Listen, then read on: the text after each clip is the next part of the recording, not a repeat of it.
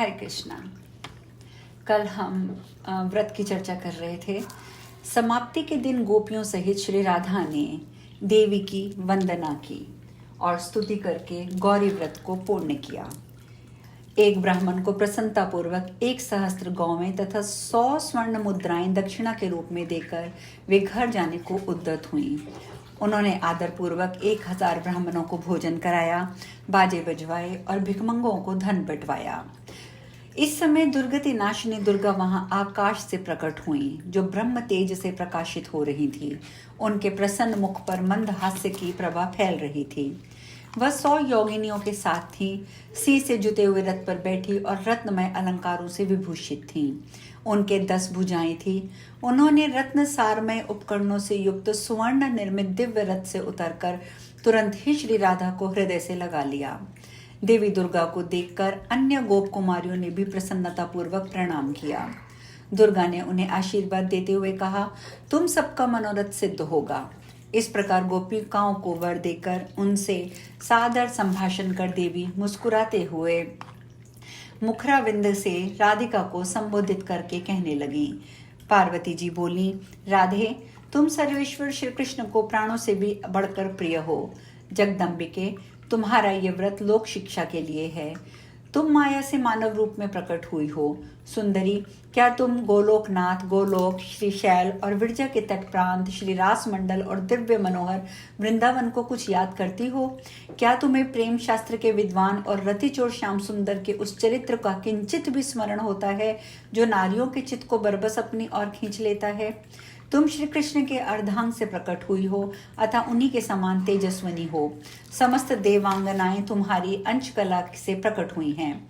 फिर तुम मानवी कैसे हो? तुम श्रीहरि के लिए प्राण स्वरूपा हो और स्वयं श्रीहरि तुम्हारे प्राण हैं। वेद में तुम दोनों का भेद नहीं बताया गया है, फिर तुम मानवी कैसी हो? पूर्व काल में ब्रह्मा जी 60,000 वर्षों तक तप करके भी तुम्हारे चरण कमलों का दर्शन ना पा सके, फिर तुम मानुषी कैसी हो? तुम तो साक्षात देवी हो। श्री कृष्ण की आज्ञा से गोपी का रूप धारण करके पृथ्वी पर पधारी हो। शांते, तुम मानवी स्त्री कैसी हो? मनुवंश में उत्पन्न नृपश्रेष्ठ सुयज्ञ तुम्हारी ही कृपा से गोलोक में गए थे, फिर तुम मानुषी कैसी हो? तुम्हारे मंत्र और कवच के प्रभाव से भृगुवंशी परशुराम जी ने इस पृथ्वी को 21 बार क्षत्रिय नरेशों से शून्य कर दिया था। ऐसी दशा में तुम्हें मानवी स्त्री कैसे कहा जा सकता है? परशुराम जी ने भगवान शंकर से तुम्हारे मंत्र को प्राप्त कर पुष्कर तीर्थ में उसे सिद्ध किया और उसी के प्रभाव से वे कार्तवीर अर्जुन का संहार कर सके, फिर तुम मानुषी कैसी हो? उन्होंने अभिमान पूर्वक महात्मा गणेश का एक दांत तोड़ दिया। वे केवल तुमसे ही भय मानते थे, फिर तुम मानवी स्त्री कैसी हो? जब मैं क्रोध से अहो भस्म करने को उद्यत हुई, तब हे ईश्वरी, मेरी प्रसन्नता के लिए तुमने स्वयं आकर उनकी रक्षा की, फिर तुम मानुषी कैसी हो? श्री कृष्ण प्रत्येक कल्प में तथा जन्म जन्म में तुम्हारे पति हैं। जगत माता, तुमने लोकहित के लिए ये व्रत किया है। अहो, श्री दामा के शाप से और भूमि का भार उतारने के लिए पृथ्वी पर तुम्हारा निवास हुआ है, फिर तुम मानवी स्त्री कैसी हो? तुम जन्म, मृत्यु और जरा का नाश करने वाली देवी हो। कलावती की अयोनोजित पुत्री और पुण्यमयी हो, फिर तुम्हें साधारण मानुषी कैसे समझा जा सकता है? 3 मास व्यतीत होने पर जब मनोहर मधुमास अर्थात चैत्र उपस्थित होगा, तब रात्रि के समय निर्जन, निर्मल एवं सुंदर रासमंडल में वृंदावन के भीतर श्रीहरि के साथ समस्त गोपिकाओं के सहित तुम्हारी रास क्रीड़ा सा आनंद संपन्न होगी। सती राधे, प्रत्येक कल्प में भूतल पर हरि के साथ तुम्हारी रसमय लीला होगी, ये विधाता ने लिख दिया है, इसे कौन रोक सकता है? सुंदरी, श्री हरि प्रिया, जैसे मैं महादेव जी की सौभाग्यवती पत्नी हूँ, उसी प्रकार तुम श्री कृष्ण की सौभाग्यशालिनी वल्लभा हो। जैसे दूध में धवलता, अग्नि में दाहिका शक्ति, भूमि में गंध और जल में शीतलता है, उसी प्रकार श्री कृष्ण में तुम्हारी स्थिति है। देवांगना, मानव कन्या, गंधर्व जाति की स्त्री और राक्षसी, इनमें कोई भी तुमसे बढ़कर सौभाग्यशालिनी ना तो हुई है ना होगी।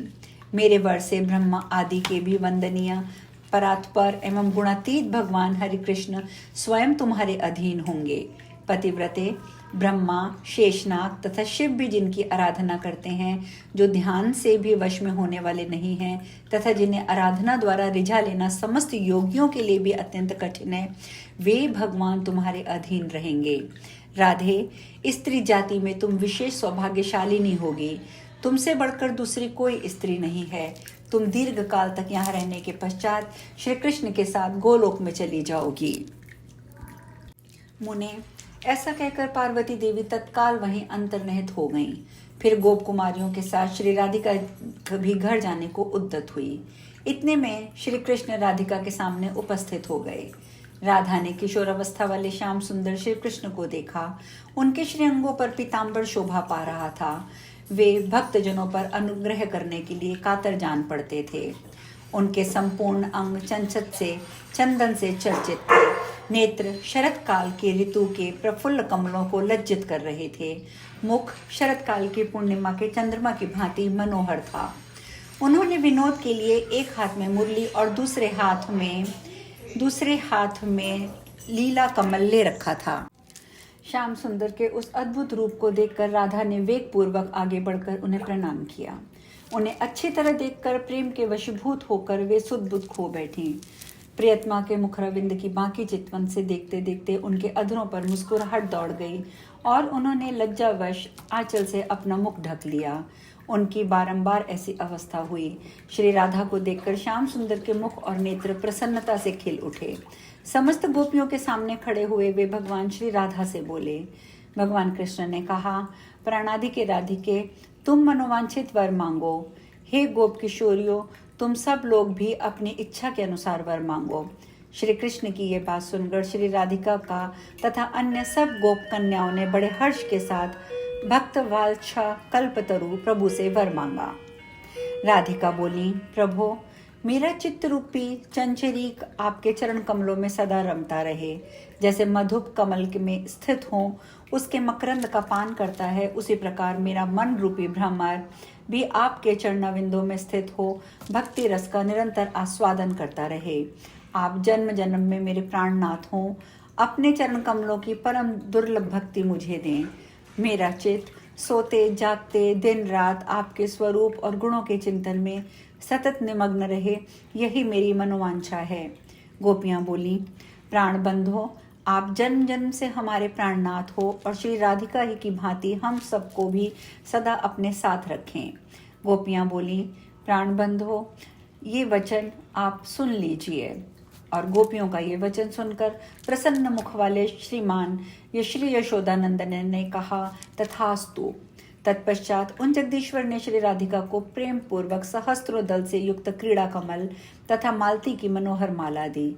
साथ ही अन्य गोपियों को भी उन गोपी वल्लभ को ने हंसकर प्रसाद स्वरूप पुष्प और मालाएं भेंट की। तदंतर वे बड़े प्रेम से बोले। कृष्ण जी ने कहा, व्रज देवियों, 3 मास व्यतीत होने पर वृंदावन के सुरम्य रास मंडल में तुम सब लोग मेरे साथ रास क्रीड़ा करोगी। जैसे मैं हूँ वैसी ही तुम हो। हम में तुम में कोई भेद नहीं है। मैं तुम्हारे प्राण हूँ और तुम भी मेरे लिए प्राण स्वरूपा गोपियाँ हो।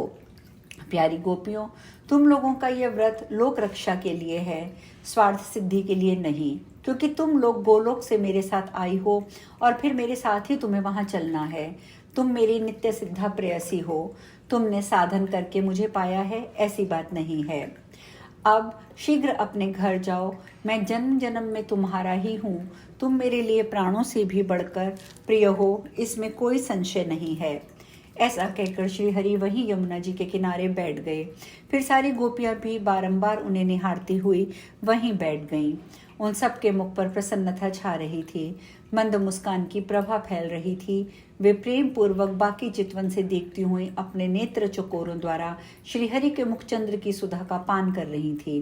तत्पश्चात वे बारंबार जय बोलकर शीघ्र ही अपने अपने घर को चली गईं और श्री कृष्ण भी ग्वाल बालों के साथ प्रसन्नता पूर्वक अपने घर लौटे। इस प्रकार मैंने श्री हरि का ये सारा मंगलमय चरित्र तुम्हें कह सुनाया है। गोपी चीरहरण की ये लीला सब लोगों के लिए सुखदायनीय है और शिक्षाप्रद है। ये सुनने के पश्चात नारद जी ने पूछा, भगवान, 30 माह व्यतीत होने पर गोपांगनाओं का श्रीहरि के साथ किस प्रकार मिलन हुआ, वृंदावन कैसा है, श्री कृष्ण तो एक थे, गोपियां बहुत सी, ऐसी दशा में किस तरह वह क्रीड़ा संभव हुई। मेरे मन में नई नई लीलाओं को सुनने के लिए लगातार उत्सुकता होती जा रही है। महाभाग, आपके नाम और यश का श्रवण और कीर्तन बड़ा पवित्र है। कृपया आप उस रास क्रीड़ा का वर्णन भी कर दीजिए। श्री हरि की रास यात्रा पुराणों के सार की भी सारभूता कथा है। इस भूतल पर उनके द्वारा की गई सारी लीलाएं ही सुनने में अत्यंत मनोहर जान पड़ती हैं। अब आगे की चर्चा हम कल करेंगे। शेष कल आज यहीं विश्राम लेंगे। हरे कृष्णा।